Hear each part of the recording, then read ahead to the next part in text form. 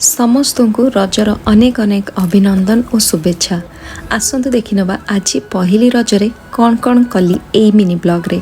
सकाळ उठी छात उपरे फूल सबु आनी घरे थिबा दोली रे सजाड़ी नेली और निज छोट छोट कुनी पिला गाधोई नुआ ड्रेस पिंधि तांकु मध्य सजाई देली।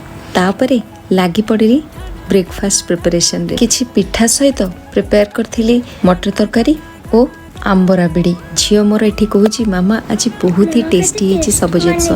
तापरे लगी पड़ी लंच प्रिपरेशन रे। तो प्रिपेयर कली माटी हांडी मटन सहित चकुली आउ काकुड़ी सहित आंब। छुट्टी दिन गुड़िक परिश्रम अधिका हुए किंतु फैमिली सहित बसिकी खाइबार मजा ही किसी अलग। सत कहली ना पोड़पिठा बिना रज अधूरा।